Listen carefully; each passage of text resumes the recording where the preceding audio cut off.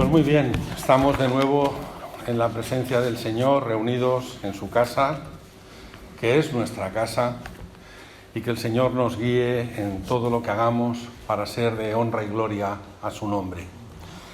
¿En qué libro estamos? Mateo, bien. ¿Qué capítulo? 5, muy bien. ¿Qué versículo? La pregunta tenía trampa, ¿eh? Mateo capítulo 5, versículos del 33 al 37, hermanos.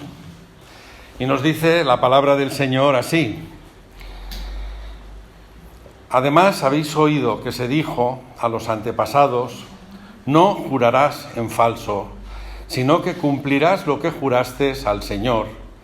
Pero yo os digo, dice el Señor Jesús, no juréis de ninguna manera, ni por cielo, porque Él es el trono de Dios, ni por la tierra, que es el estrado de sus pies, ni por Jerusalén, porque es la ciudad del gran Rey, ni por tu cabeza jurarás, porque no puedes hacer blanco o negro un solo cabello.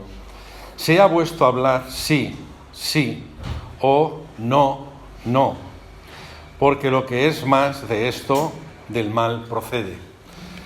Y estamos en el texto, hermanos, que llevamos meditando unos cuantos días ya. Esta sería la cuarta ilustración que el Señor Jesús nos manifiesta para que tengamos esa meditación. Es relativa a una enseñanza que Jesús incidió, hermanos, en que era la enseñanza del reino de Dios en nosotros, para honrarle, para glorificarle por encima de todo. Es una exclusiva del Evangelio, pero que además alentó a los autores bíblicos inspirados por el Espíritu Santo para que en las cartas también se nos refleje la enseñanza que encontramos. Y quizás también en las epístolas podemos mirar y encontraríamos: tengo que participar con vosotros en este día con unas cuantas citas, pero podía haber traído una infinidad de citas para poder meditar.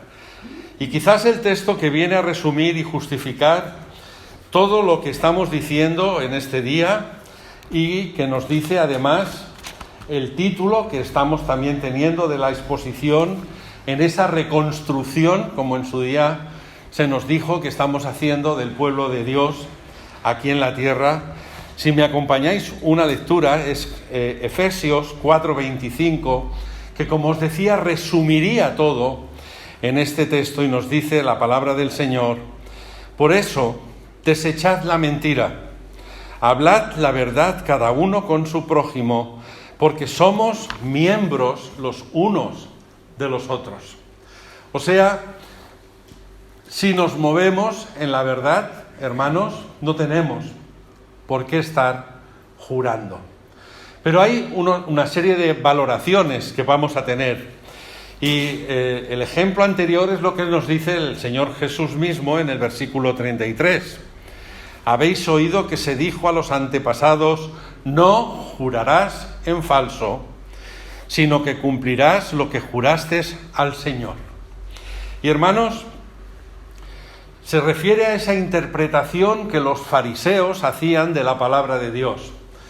Sabéis que los fariseos eran muy hábiles en cuanto a hacer la palabra de Dios lo que más les convenía. Un poco sería ese dicho que hemos generado dentro de la lengua castellana, que nos dice: haced lo que yo os diga, pero no lo que yo haga. Lo sabemos, ¿eh? Por lo tanto, los fariseos es un poco el emblema que ellos tenían para tirar adelante todo lo que estaban buscando y enseñando. Y en esos textos del Antiguo Testamento, literalmente, las palabras no se hallan en ningún versículo de la ley, hermanos. Lo que hicieron los escribas y los fariseos fue desprender afirmaciones que había en el Antiguo Testamento, arreglándolas, poniéndolas, encajándolas de la manera que mejor les iba a ellos para poderse mover dentro del pueblo. Como hijos de Dios somos llamados a cumplir con su palabra. No sirve de nada que yo os diga una serie de cosas, hermanos, y haga lo contrario. Amarás a tu prójimo, pero cuando voy por la calle y veo a algún prójimo que está así un poco descuidado, le doy una galleta. ¿Estaría cumpliendo con el llamado de la palabra de Dios para mí? No. Por lo tanto, hermanos, no podemos coger afirmaciones del Antiguo Testamento para cambiarlas en las leyes legales, enseñándoselas y llevándoselas al pueblo. Los fariseos se movían de esa manera. La enseñanza de la ley, como os decía, tenía una serie de versículos para traeros, pero al final me he limitado a coger 3 del Antiguo Testamento. ¿Me acompañáis a Éxodo? Capítulo 20, versículos 7. Y nos dice: no tomarás el nombre del Señor tu Dios en vano, porque no dará por inocente el Señor al que tome su nombre en vano. O sea, si estamos hablando de juramentar, si estamos hablando de decir sí o no, estamos teniendo como norma, hermanos, que el nombre del Señor tu Dios en vano no lo tomarás, porque no dará por inocente el Señor al que tome su nombre en vano. El siguiente lo encontramos en Levítico.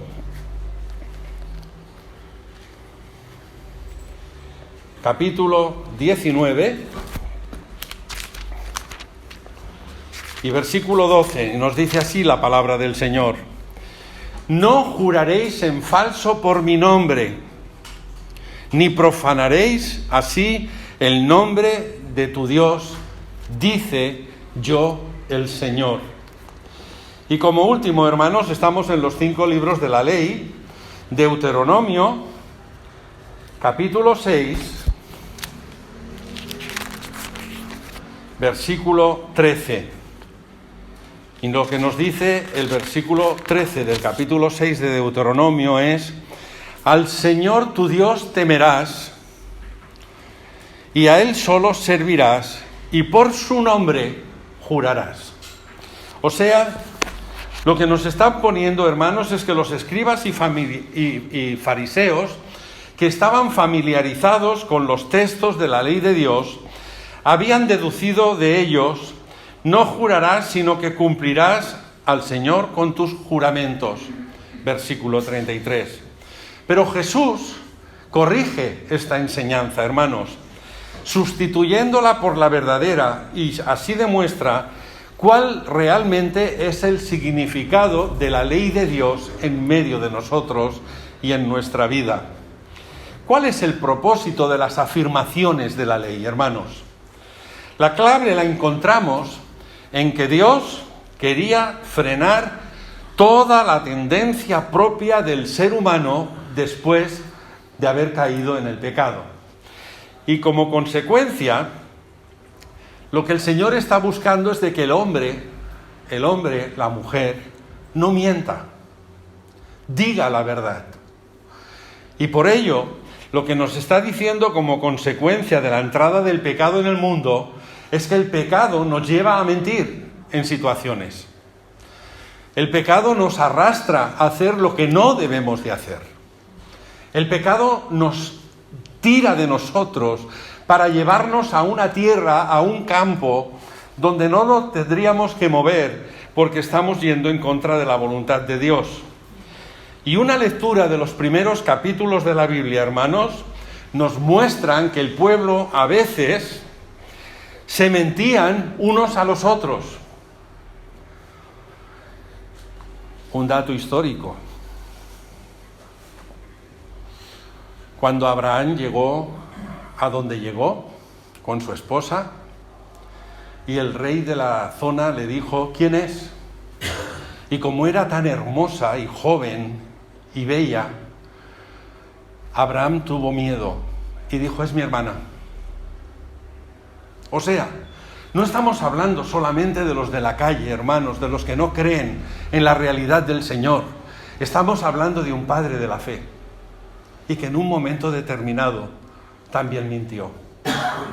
Por lo tanto, lo que nos está trayendo la palabra de Dios, hermanos, en la lectura de los primeros capítulos, es esa realidad. De ahí que la gente no se fiara de su prójimo.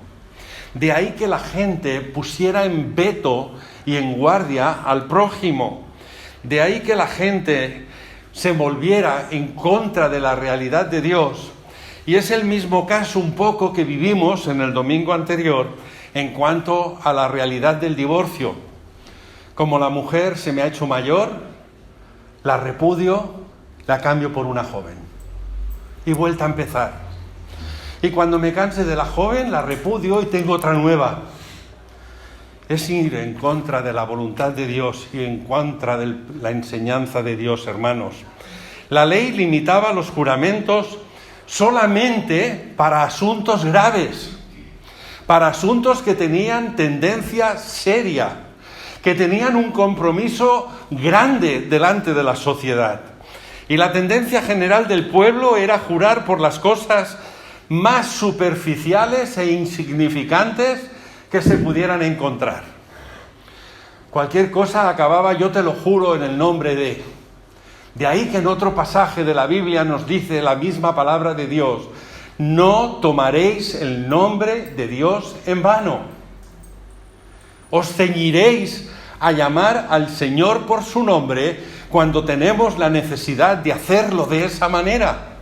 Y por lo tanto, era ese pretexto, hermanos, de hacerlo por cualquier cosa, y el más mínimo pretexto se juraba en el nombre de Dios. Esto te lo juro en el nombre de Dios. ¿Pero qué has jurado en el nombre de Dios y luego no cumples? ¿Qué has hecho de juramento para luego romperlo y olvidarte del tema? Es tomar el nombre de Dios en vano, totalmente, hermanos. Y había que acabar con estos juramentos hechos a la ligera y mostrar que un juramento era algo grave, comprometido, reservado solamente para las cosas que encerraban una importancia real, una importancia tanto para la persona que lo hacía como para la que lo recibía. Incluso comportaba un compromiso para con la nación. ¿Qué encontramos, hermanos, en el versículo 33 de la interpretación de los fariseos a la ley? Mirad, volvemos a leerlo. Habéis oído que se dijo a los antepasados: no jurarás en falso, sino que cumplirás lo que juraste al Señor. De ahí, hermanos, lo que se nos desprende de las palabras de nuestro Señor Jesús es que los fariseos lo que hacían era actuar con una tendencia de una actitud superlegalista. Era más importante la legalidad que lo que pudieran estar haciendo o intuyendo. Estaban convencidos de que lo más importante era cumplir con la letra de la ley. No, es que no dice eso, coma y añade. Por lo tanto, reduciendo el conjunto de estas enseñanzas, hermanos, al solo hecho de no jurar, que para ellos era lo más grave. Si no has jurado, no sirve de nada tu palabra. Es lo que pensaban los fariseos. Y el Señor Jesús les está diciendo: oísteis que fue dicho. La enseñanza nos viene, de hecho, cerca. Y los juramentos lo que hacían era caer en perjurio, convirtiendo las afirmaciones de la ley en legalismos. Y eso quiere decir, hermanos, que estar presente en la iglesia, estamos sucediendo también casos de este tipo. No podemos ir tanto a la letra como al significado de la enseñanza de lo que Dios nos está retransmitiendo en la revelación de su palabra. Y además, no podemos ser personas muy religiosas que nos inclinamos mucho más hacia las normas que por los aspectos o actitudes enseñadas en la palabra de Dios. Yo ahora mismo, hermanos, después de haber estado meditando durante toda la semana en este texto, me quedaría con el último versículo que nos toca mirar. Pero para poder llegar a ese versículo necesitamos descifrar toda la enseñanza anterior. Y el último versículo me dice, sea vuestro hablar sí o sí,